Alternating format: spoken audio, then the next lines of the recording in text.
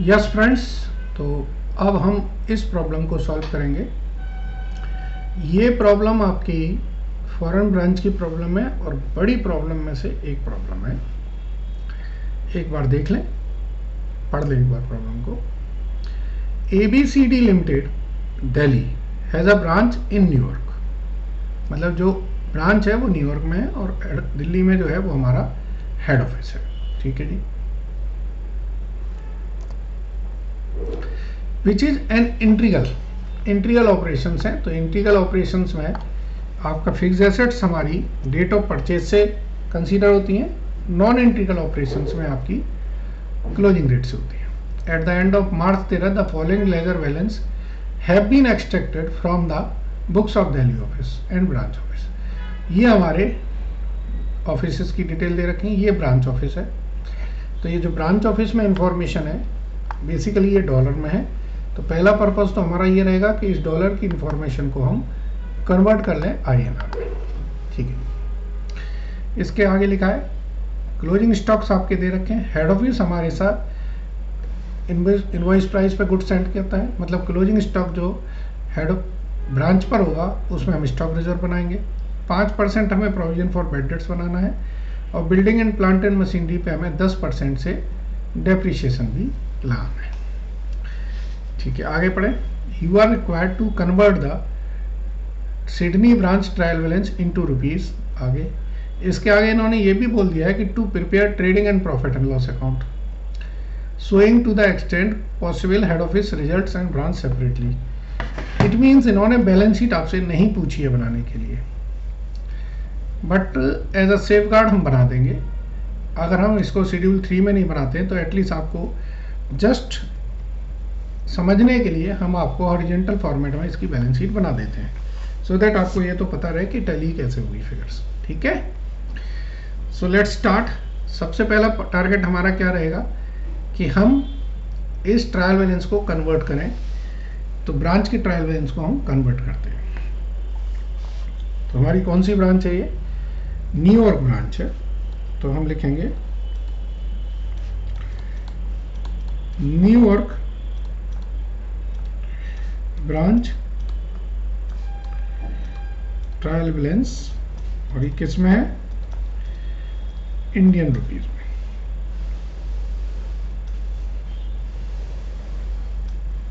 ठीक है, Indian rupees में है।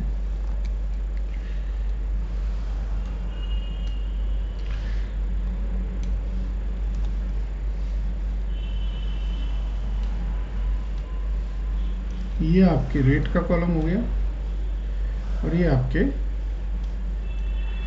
अमाउंट्स के कॉलम हो गए।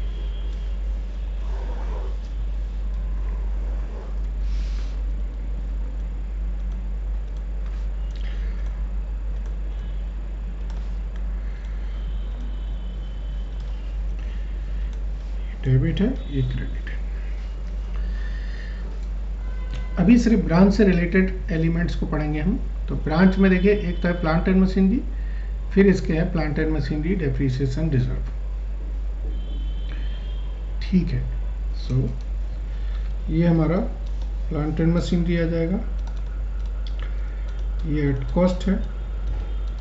Plant and machinery depreciation reserve आ गया।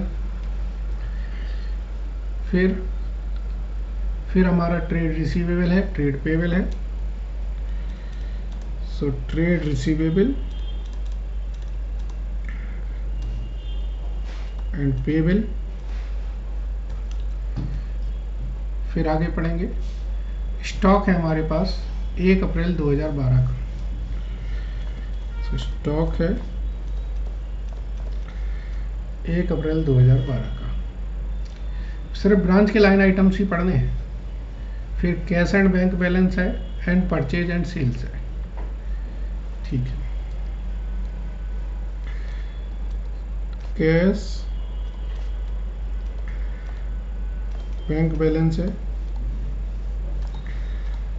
परचेज है, सेल्स है, फिर है गुड्स फ्रॉम जो हेड ऑफिस से मिला होगा हमें, इसके बाद वेजेज एंड सैलरीज हैं, रेंट है, ऑफिस एक्सपेंसेस है।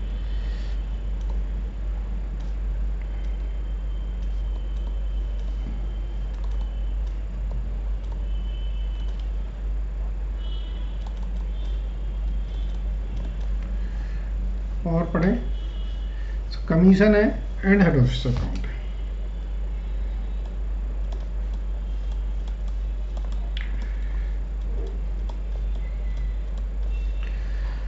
अब जरा इनके देखें कि कितनी कितनी वैल्यूज तो दी हुई हैं। रेट्स देखते हैं। इंटीग्रल ऑपरेशंस में जो फिक्स एसेट्स हैं वो फिक्स एसेट्स की परचेज रेट से चलते हैं, जिस डेट को खरीदे थे।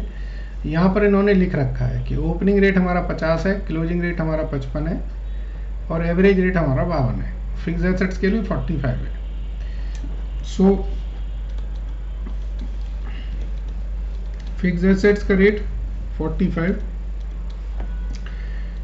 Closing rate, opening rate, average rate,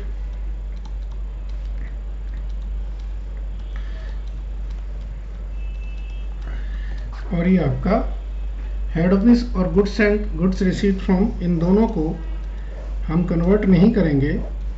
जो हेड ऑफिस की बुक्स में वैल्यूज दे रही हैं वो डायरेक्ट लिख लेंगे। सो देखिए, ब्रांच का करंट अकाउंट है और हेड ऑफिस का करंट अकाउंट है। हेड ऑफिस की बुक्स में ब्रांच का अकाउंट 800 दिख रहा है, सो ये वैल्यू डायरेक्ट हम लिख देंगे 800। ऐसे ही गुड्स सेंड टू ब्रांच है, हमारे यहाँ ब्रांच में $30 है, $30,000, यहाँ पे 1500 है, तो ये हम सीधी वैल्यूज 1500 लिख देंगे। इंटर ऑफिस ट्रांजैक्शन में कोई एक्सचेंज डिफरेंस नहीं लेते हैं। बस अब ये जो आपकी वैल्यूज हैं उन्हें मल्टीप्लाई करते जाइए।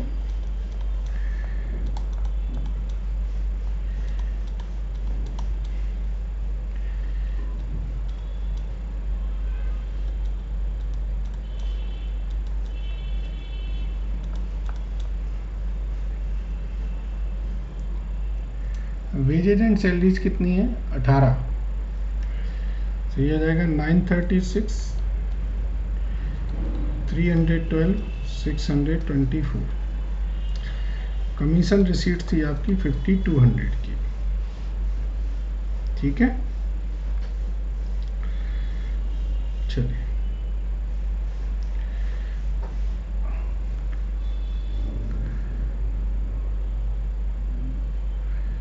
ओके। अब टोटलिंग करें इसकी, ये जाएगा 2000 प्लस 6500 प्लस 6000, तो इसका टोटल आ रहा है 14,500। और यहाँ बैलेंसिंग फिगर आ रही है कितनी? 558। ये हमारा एक्सचेंज डिफरेंस हो जाएगा। ठीक है फ्रेंड्स, अब इसके बेसिस पर हमको trading P and balance sheet बनाना है। किसकी? ब्रांच हेड ऑफिस की बुक्स में। सो हम इसको कॉलमनर फॉर्म में बनाएंगे। ठीक है, हम इसको कॉलमनर फॉर्म में बनाएंगे। तो शुरू करते हैं।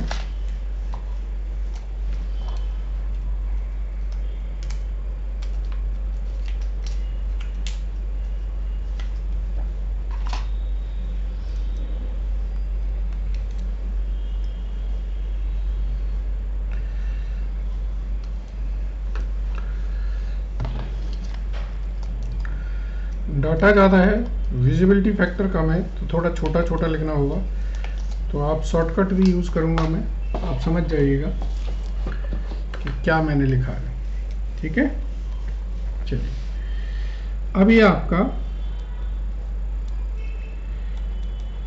ट्रेडिंग पीएल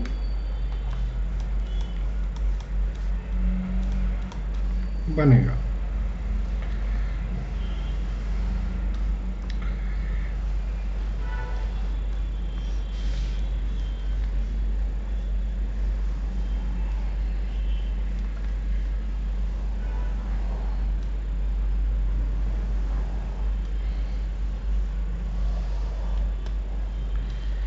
ये हेड ऑफिस हो गया, मैं कॉलमनर बना रहा हूँ।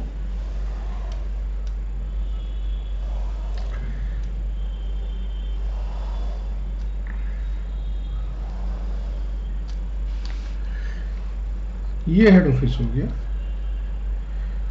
ये ब्रांच है और ये टोटल है। Head office, branch, total. और फिगर्स जो हैं वो हम थाउजेंड्स में ही लेते हैं। ठीक है फ्रेंड्स। अब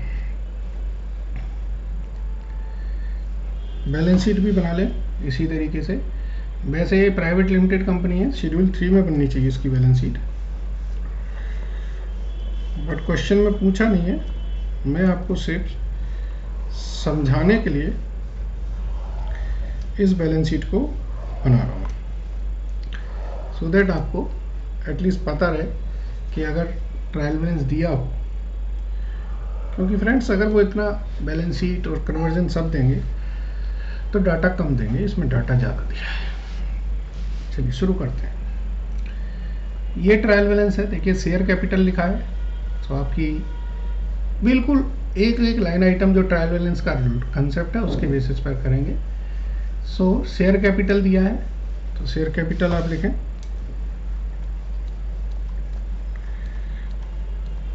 $1250। रिजर्व और सरप्लस दिया है 940। लैंड दी है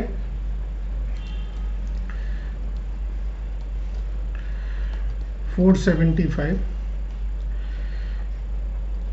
बिल्डिंग है, कितने की है बिल्डिंग? बिल्डिंग है 1000 की,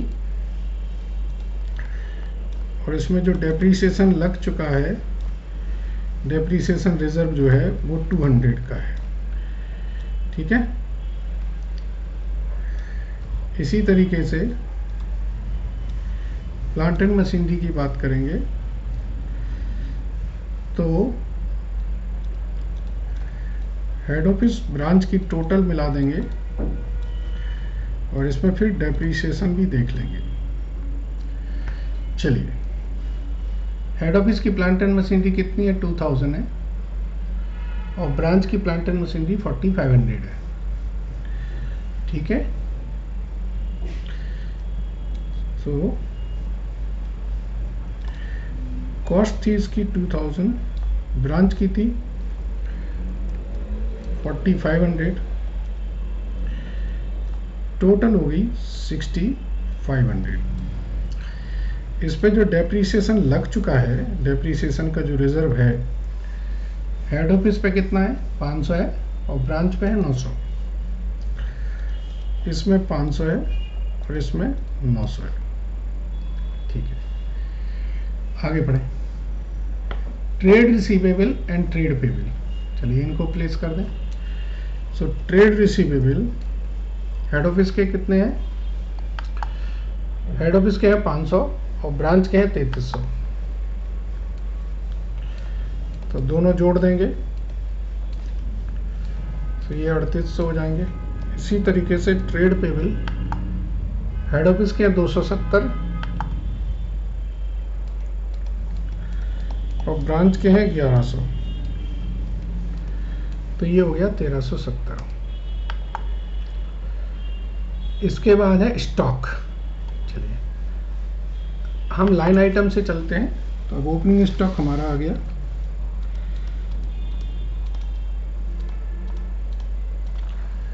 ठीक है, ओपनिंग स्टॉक देखिए गौर से, 250 था हेड ऑफिस का, और जो ब्रांच का था कन्वर्ट होने के बाद, ट्रायल बैलेंस आप रेफर कर सकते हैं, वो 1250 का हो गया था। ठीक है। इसी तरीके से ब्रांच स्टॉक रिजर्व छोड़ दीजिए। अभी इसको कैश एंड बैंक बैलेंस की बात करें, तो cash and bank balance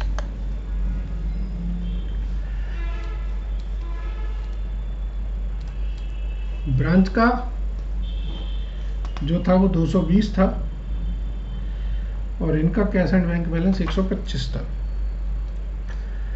125 plus 220 जोड़ेंगे तो ये 335 हो जाएगा। फिर अगला लाइन आइटम देखें, परचेज एंड सेल्स। तो परचेज इनकी करें,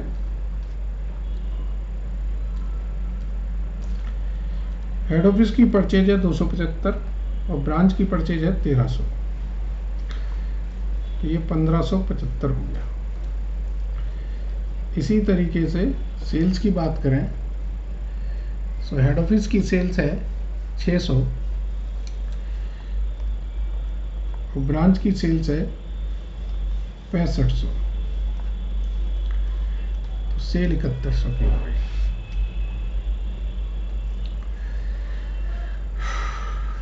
इसके बाद गुड्स सेंड टू ब्रांच है, हेड ऑफिस की बुक्स में 1500 है, तो ये भी goods received from head office 1500 दिखाएंगे।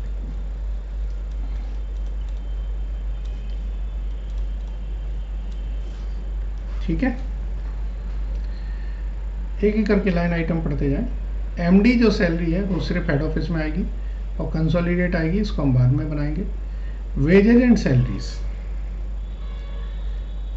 सो wages and salaries head office की 100 है, ब्रांच की 936 है। आगे पढ़ें। रेंट सिर्फ ब्रांच में है,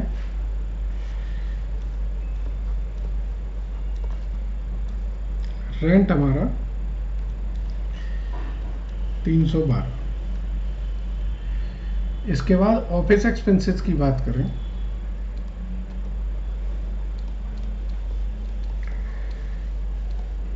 ऑफिस एक्सपेंसेस हमारे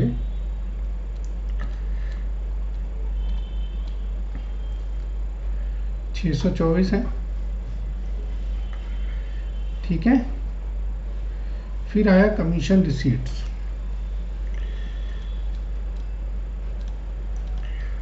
कमीशन रिसीट्स जो हेड ऑफिस का है वो 275 है और जो ब्रांच का है वो 5200 है। ठीक है, चलिए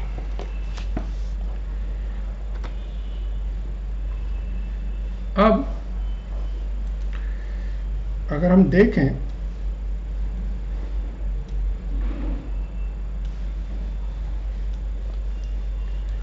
तो इसकी कैलकुलेशन के लिए मुझे सिर्फ क्लोजिंग स्टॉक चाहिए। यहां गौर से देखें, ये आपका $2,75,000 है और यहां सिर्फ $10 है।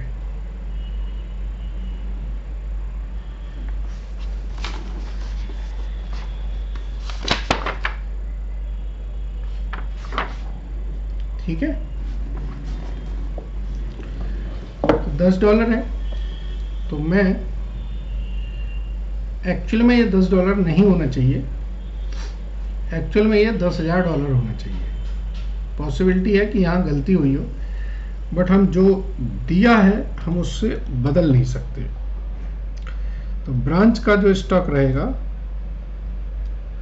वो $10 है, इंटू 55 रुपए से ये 550 रुपए का होता है। तो थाउजेंड्स की फिगर में करेंगे तो ये 55 होगा। आई एम नोटिंग यू कि यहाँ पर बच्चे गलती क्या करते हैं, 10 इंटू 55 550 लिख देते हैं, वो नहीं लिखेंगे आप, ये गलती वाला इलाका है। क्वेश्चन में 10 लिखा है तो आप 10 ही लिखेंगे। अगर वैसे तो एजम्पशन प्रिजम्पशन के हिसाब से इसे 10,000 होना चाहिए, बट जो लिखा है वही करके आएंगे, होशियारी नहीं दिखाएंगे। तो ये 275.55 हो गया। ठीक है, चलिए और देख लें, कोई लाइन आइटम छूट रहा है तो उसको भी मैच कर लें।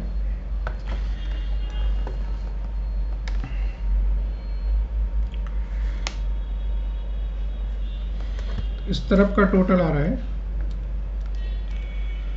2375। तो इस 2375 में से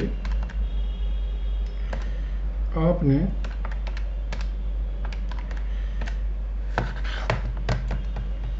तो ये हमारा हो जाएगा 1750। इसी तरीके से इसका टोटल आ रहा है 6500.55।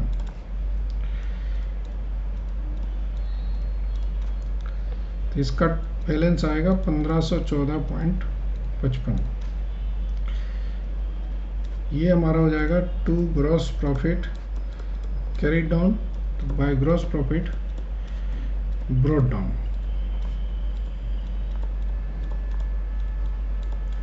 ठीक है।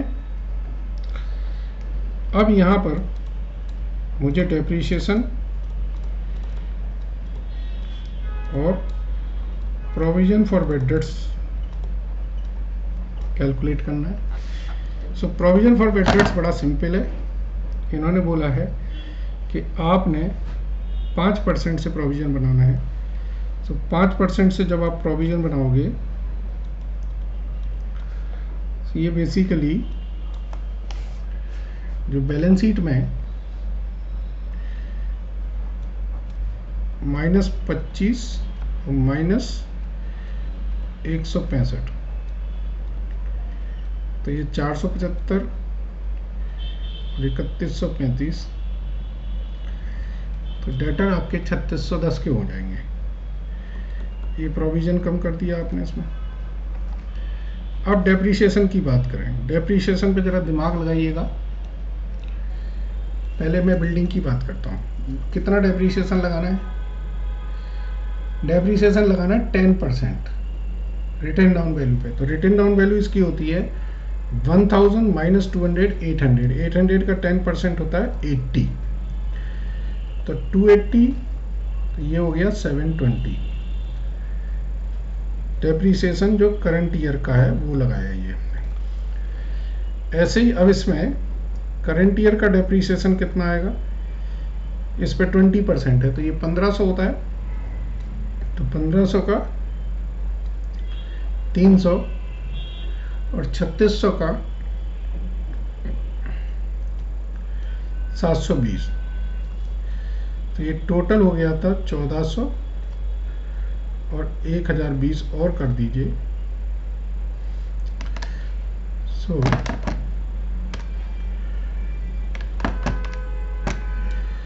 4080 ये वैल्यू आई। तो डेप्रीशिएशन की बात करें, डेप्रीशिएशन हमारा 80 तो आ गया,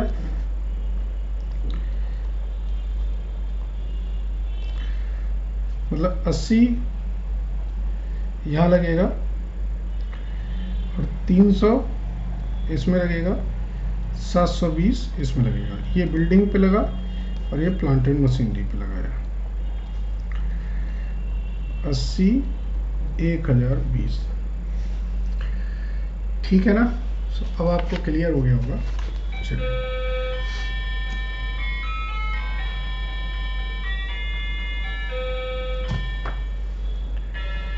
मैंने एमडी की सैलरी अभी माइनस नहीं करी है, चाहे तो आप माइनस कर लें, कोई बात नहीं। चलिए, एमडी की सैलरी कितनी थी?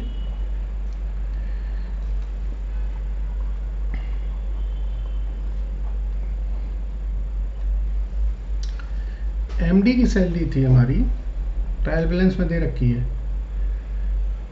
एमडी की सैलरी है,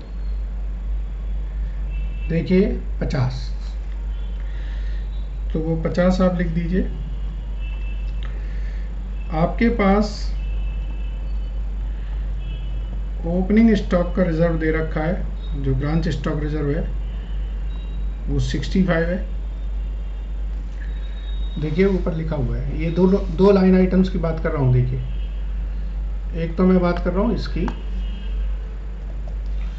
और एक बात कर रहा हूँ इसकी। अब ये दोनों लाइन आइटम मैंने छोड़ दिए थे। ठीक है। सो ओपनिंग स्टॉक रिजर्व आपका ये आ गया। अब हमें क्या करना है? हमें देखना है मेरा क्लोजिंग स्टॉक पे कितना रिजर्व बनेगा। सो मैं क्लोजिंग स्टॉक रिजर्व बनाऊंगा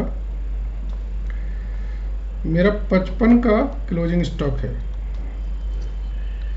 और कितने पे प्रॉफिट पे बेचता है, ये कॉस्ट प्लस 25 पे बेचता है, तो यानी कि इनटू 25 ऑन 125, तो मुझे क्लोजिंग स्टॉक रिजर्व बनाना है ओनली 11 का, समझ गए? Yes. So now let's calculate the final values.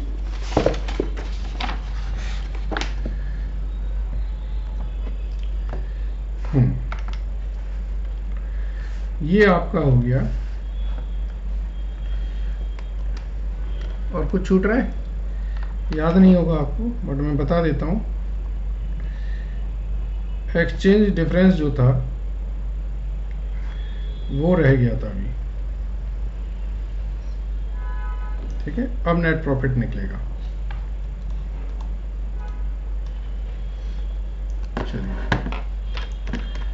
275 1750 plus 65 minus 25 minus 380 minus, ये आ गया मेरा 1609.89। ऐसे इसको करें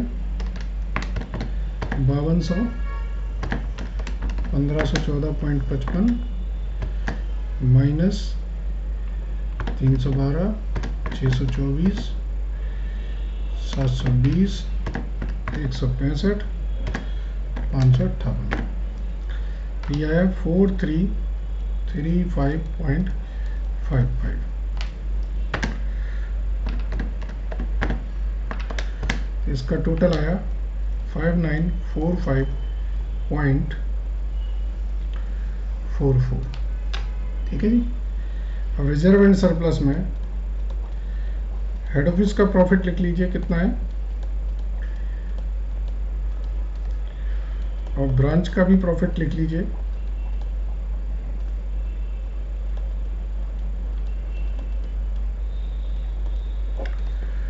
तो इन सब का टोटल जो होगा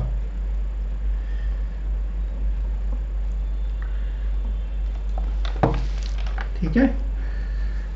सो अब मुझे ये देखना है कि ये मेरी बैलेंस शीट टैली हो रही है कि नहीं हो रही है। इस तरफ का टोटल आ रहा है 9505.44। यहाँ मैंने क्लोजिंग स्टॉक नहीं लिखा है,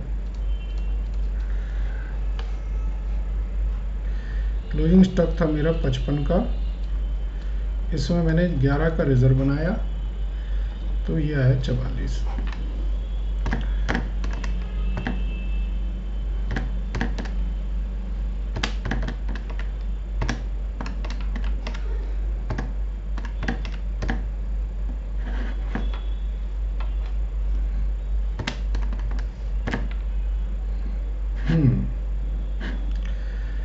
कुछ डिफरेंस आ रहा है, क्या आ रहा है ये देखना है। देखिए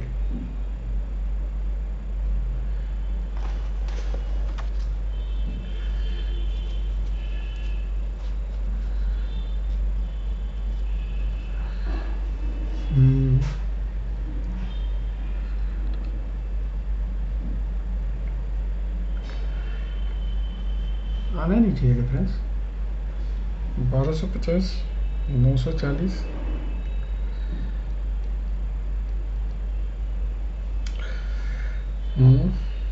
ये तो ठीक है। यहाँ लायबिलिटी साइड में मेरे पास ट्रेड पेबल है और बस, और तो कुछ है नहीं। अब एसेट साइड में लैंड हो गया 1000 माइनस 800 720, ठीक है। उसके बाद 1500 300 वहाँ चला गया, और ये 4500 में 900 3600 720 5100 4080 बिल्कुल ठीक है। सो लेट्स एक बार टोटल और कर लेते हैं।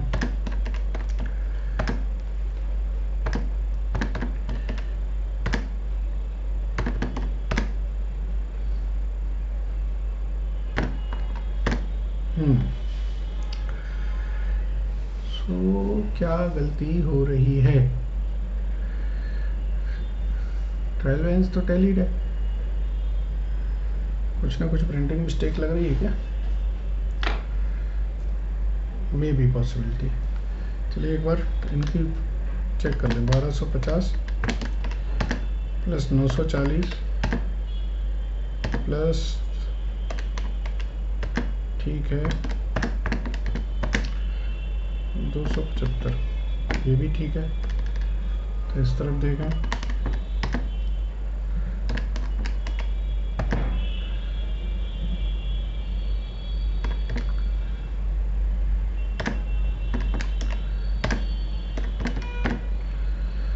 फ्रेंड ये सब चीज टैलीड हो रही है, फिर क्या गलती हो रही है?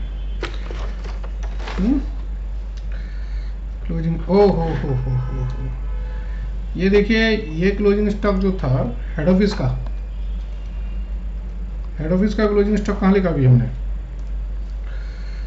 क्लोजिंग स्टॉक लिखिए 275। अब मैच करते हैं। आप सिर्फ 10 रुपए की गलती बची है, उसको भी मैच करते हैं।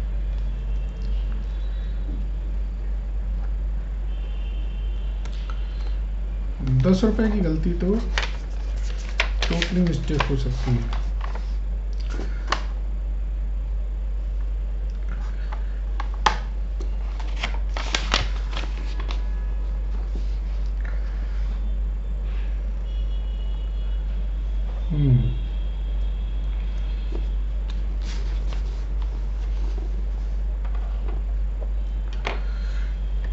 चलिए एक बार और देख लेते हैं। 475 प्लस 720 प्लस 4080 3610। एक 10 रुपए की गलती मिल गई है। देखिए 125 और 220 लेके ये 345 बनते हैं, ठीक है ना? 335 नहीं बनते हैं। तो ये हमने बिना एक्चुअली टोटल करे मैनुअली कैलकुलेट किया था। So this is 345। So now it is tallied 9505.44। ठीक है फ्रेंड्स, कंफर्म्ड है कि आपसे कोई गलती है तभी आपसे एरर आ सकती है, अदरवाइज नहीं। So I would say it is a good question. ये बैलेंस शीट अगर क्वेश्चन में आई तो इस फॉर्मेट में नहीं बनेगी, ये शेड्यूल 3 कंपनीज एक्ट के फॉर्मेट में बनेगी। ठीक है, थैंक यू।